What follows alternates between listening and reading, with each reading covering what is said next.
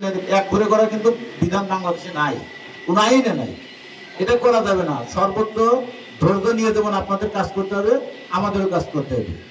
এবং আমার মনে হয় বিগত দিনে প্রশাসন দ্বারা বা যে কোনো বাহিনী দ্বারা আপনারা সামান্যতম ক্ষতিগ্রস্ত হয়েছেন, নির্যাতিত হয়েছেন বা আপনাদের কোনো সাপোর্ট করেন, এই ধরনের নজির কিন্তু আপনি দেখাতে পারবেন না। আমি তো আপনার পাশে নিয়ামত করে নাকি কামারকুড়ি একটা মসজিদে লাইটকে কেন্দ্র করে একটা সমস্যা হয়েছিল। মান্দার এমন কোন নেতা নাই যে তথ্য না, কিন্তু তাকে আমি গ্রেফতার করেছি এবং আদালতে পাঠিয়েছি। সাংবাদিক ভাইদের জিজ্ঞেস করে দেখেন, আমি এবার সাথে দিতে রাজি না, আমি যা বলেছি স্পষ্ট। এবং তাকে আমি গ্রেফতার করে মামলা চালান দিয়েছি, কিন্তু সমস্ত নেতা বলছে ভুল হয়ে গেছে, কিন্তু এই ব্যাপারে কোনো সিকিউরিটি করা যাবে না। আমি আশা করি আপনারা একটু যদি আমাদেরকে আর্লি ওয়ার্নিং দিয়ে জানায় দেন যে যে জায়গায় আপনারা অঞ্চলের আছেন, তাহলে কিন্তু আমরা ওইভাবে আমাদের পেট্রোলিং টিমটাকে পাঠাবো। যেমন নিয়ামতপুর আমাদের ক্যাম্প এখান থেকে আমার একটা পেট্রোল পাঠাইতে কিন্তু অনেক প্রিপারেশনের ব্যাপার আছে।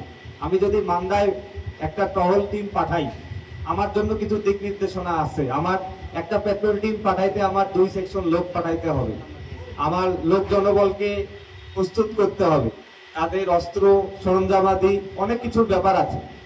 এই জন্য আপনারা একটু আর্লি আপনাদেরকেও কিন্তু গ্রাউন্ড লেভেলে একটু ওয়ার্কআউট করতে হবে। গত বছর যে কাহিনীটা হয়েছে, এই যে মৈনম ইউনিয়নে, আমি ওই সময় ছিলাম, ওই প্রতিমার হাত ভেঙে দিয়েছিল, তাই না?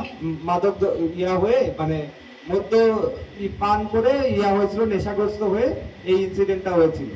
তো এইরকম আশঙ্কা যেই জায়গাগুলোতে থাকবে বা আপনারা মনে করেন যে সন্ধ্যার পর থেকে আপনাদের ভিজিলেন্স একটু বাড়াতে হবে, আপনাদের মনিটরিংটা বাড়াতে হবে, যে কারা মনে হচ্ছে যে না এই পারান না বা অরাজকতা সৃষ্টি করতে পারে, অপ্রীতিকর কিছু ঘটাতে পারে, এইরকম আপনাদেরকে কিন্তু পয়েন্ট আউট করতে হবে।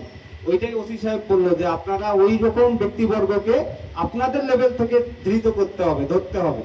আমরা তো অ্যাকশন নিব, কিন্তু অন গ্রাউন্ডে আপনার একটা প্রত্যন্ত ইউনিয়ন যেখানে পুলিশ পৌঁছাতে বা আমাদেরকে পৌঁছাতে অনেক সময় দরকার বা প্রয়োজন, সেই সব জায়গাগুলোতে কিন্তু আপনাদেরকেই অন গ্রাউন্ডে অ্যাকশনটা নিতে হবে, ফার্স্ট রেসপন্স আপনাদেরকে করতে হবে।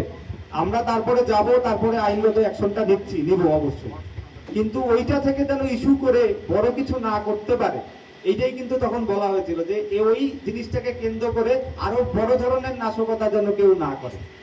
আমাদের ইন্টেলিজেন্স অর্গানাইজেশনের কে আছে এখানে, ডিজিএফআই বা এনএসআই? আচ্ছা, তো তথ্যগুলো কিন্তু বিফোর হ্যান্ড আগে করতে হবে, মানে গ্রাউন্ড লেভেলের ইন্টেল অর্গানাইজেশনের যারা সদস্যরা আছেন তাদেরও কিন্তু ভূমিকাটা খুব বেশি এই সময়টাতে।